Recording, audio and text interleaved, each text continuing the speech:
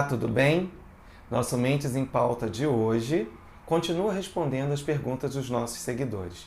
Tudo bom, Bia? Tudo ótimo. Bia, mas essa pergunta aqui está bem interessante, é de uma mãe, de um autista, tá? E ela coloca assim: meu filho é autista e todos os terapeutas dizem, o Lorenzo é muito sensorial. Porém, ninguém consegue me explicar de forma eficaz o que significa ser sensorial. E ela manda um grande beijo para você. Super beijo para ela também. Mãe do Lorenzo, né? Que a Isso. gente não tem o nome. Vou responder direitinho, mas uma coisa que eu queria te dizer, nunca permita não saber, porque existe sempre uma maneira da gente explicar que você possa entender. E entender como seu filho funciona é o poder mais eficaz para você poder ajudar ele. Quando eles dizem, quando não entender, o médico fala alguma coisa, fala assim, você podia explicar para mim de uma maneira que eu consiga entender? Por favor, tipo assim, tenta colocar isso, nem que seja, desenha, me faz um desenho, me dá um exemplo do que é isso na prática. Por isso que eu gosto sempre de dizer assim, me dá um exemplo quando uma pessoa conta uma coisa. Então vamos lá. O que é sensorial, mãe? Uma criança com autismo, tá? Ou um adulto com autismo, o autismo ele é processado na formação do cérebro, tá? Para a gente ter uma ideia, é durante a gestação. Até o 5º mês, para você ter uma ideia, a criança está pronta, está prontinha, está pequenininha, está prontinha. O que acontece do 5º mês ao 9º mês é uma lapidação, porque a criança, quando está toda pronta, o cérebro tem muito mais neurônio, muito mais material do que o necessário.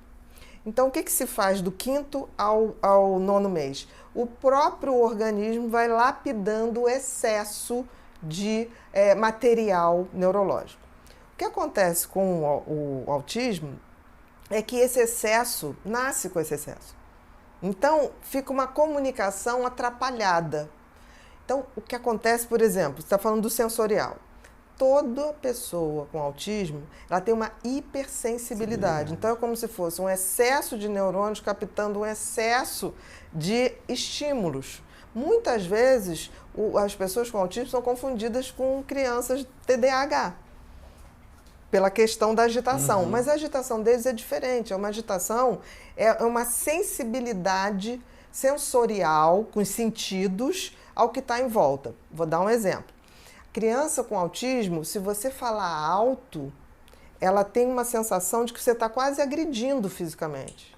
Se você tocar, ela tem a sensação que você está batendo. Então, é uma hipersensibilidade. Tanto ao toque como parte ao sensorial. toque, a audição, a visão, tudo dele tem que ser muito menos. alto, uma música muito alta, Exatamente. né? Tudo para ele é como se o mundo, para uma pessoa com autismo, é um mundo com excesso de estímulos, tá? Então, uma criança com autismo, a gente pode falar o que for para ela, mas a gente tem que falar baixo, devagar, para que ela possa entender o que a gente está falando. Se tiver, por exemplo, uma briga dentro de casa, pode não estar nem perto dele, ele tem a sensação de que está apanhando. Então, é muito importante que a gente entenda que o sensorial é hipersensibilidade, tá? Então, quando você tiver que falar alguma coisa, fala baixinho. Por isso que muitas vezes você está falando com uma pessoa que tem autismo, ele começa a sacudir a cabeça, porque aquilo está entrando de uma maneira como se fossem agulhas. Dói, né? O mesmo acontece para a pele. É muito comum uma mãe se deparar com o filho no inverno, tá frio, bota o casaquinho para ir para a escola e ele volta sem. Porque dependendo do tecido, ele tem aquilo como se fosse um incômodo. Então, a criança com autismo tem muita dificuldade com roupas, tem que ver roupas muito leves, que ele se adapte melhor. Então, todos esses detalhes, sensorial tem a ver com isso, com o que ele sente, né? Com o processo de sentir as coisas. Tudo, tanto som como toque. Quando você tiver que falar, não pega assim, né? Pousa a mão muito suave. Filho, vem cá. Porque se você pega isso aqui, ele tem uma hipersensibilidade, como se aquilo quase um choque. E essa mãe, assim, Uma orientação, eu digo sempre que uma mãe de um autista, tanto ela precisa também aprender como lidar para que ela também possa desenvolver ele com as outras pessoas. Olha, o Lorenzo, ele precisa disso, disso. Então, se você chegar já agarrando ele, porque às vezes eles são fofinhos, todos são, né? Uma criança, você quer abraçar, e aí, olha, para você conquistar o Lorenzo, você vai devagarzinho. Então ela precisava desse... nunca forçar, por exemplo, toda vez que eu sinto que tem uma criança com autismo no ambiente, eu nunca tento fazer um contato forçado. Se a mãe fala assim, ai, dá um beijo na Bia, eu falo, não, vou beijar não te conheço. Sempre uma questão assim, porque ele vai vindo. Porque ele tem muito medo, é um excesso de informação. E tem uma coisa muito importante, que a criança com autismo, ele não processa, ele não tem as habilidades para fazer o contato social. Então ele olha para você, ele não faz a leitura se o que ele está falando está te agradando ou não. Ele não faz essa leitura se você tá com tédio de estar ouvindo o que ele está falando. Então, ele não consegue fazer essa leitura. Por esse excesso de material no sistema neurológico, ele custa um pouquinho mais a entender as expressões faciais.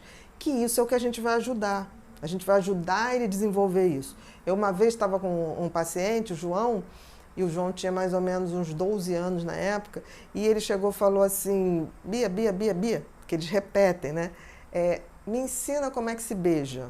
Eu falei, mas por quê, João? Ele falou assim, não, porque tem uma menina na escola que meu amigo disse que ela está afim de mim e quer que eu beije, mas eu não sei beijar, como é que eu vou beijar? Né? Porque eles são muito objetivos.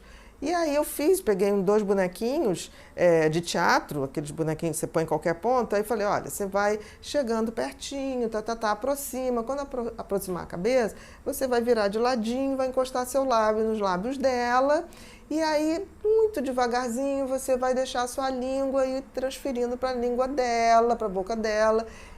Ele olhou para mim no meio e falou, pode parar, que nojo. E aí eu falei... Não é só o João, né? Porque você explicando assim, a gente quando para... Eles são muito... Não, eles são literais. Eles são literais. Ele pegou só aquilo ali. Exatamente. Aí eu falei assim, não, João, não é nojo, porque se você gostar dela e ela gostar de você, você não vai sentir nojo. Talvez isso seja a dica que eu te dou para saber se você gosta ou não de uma pessoa. Porque quando a gente gosta, esses sentimentos, essa reação de rejeitar o outro não existe.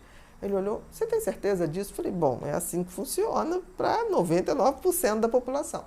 Tá bom. E aí ele foi para casa, né? Tipo assim, voltou no mês seguinte na consulta. Nessa época eu atendi ele em São Paulo. E ele voltou, eu falei, e aí, João, como foi? Ele falou, olha, foi direitinho. Eu falei, direitinho como, João? Mostra para mim, me conta. Ele falou, não, eu fiz tudo exatamente e deu certo. Eu falei, como é que você sabe que deu certo? Porque ela não me empurrou. Então, eu fui aprovado. Eu falei, mas ótimo, tá certo. E ela ainda falou assim, você vai me beijar amanhã? Então. Aí eu falei, é verdade, João, você mandou bem. Aí ele, mas não sei se eu quero beijar a Bia. Eu falei, mas por que, João? Ela não gostou? Eu não achei interessante, eu prefiro jogar videogame. Então, é esse mudo. Porque eles têm uma coisa que eles não mentem. Eles são 100% verdadeiro, sincero. Então é importante que a gente lide com isso. Eu diria, eu acho que todo mundo, para entender um pouco do autismo, veja um filme chamado Inteligência Artificial, do Steven Spielberg. Porque eles têm a inteligência muito em função do que eles deduzem de forma muito... São muito inteligentes. São inteligentes, mas eles não têm inteligência emocional no sentido de relacionar. Então, a gente que precisa ensinar isso para eles, né? Como eu ensinei ele a beijar, não deu muito certo. Quer dizer, ele preferiu outra coisa, mas ele sabe beijar. Então, é isso que eu te falo. Então, sensório, mãe, é hipersensibilidade. E um grande beijo pro Lorenzo. Com certeza, um beijo pro Lorenzo. Obrigado, Bia.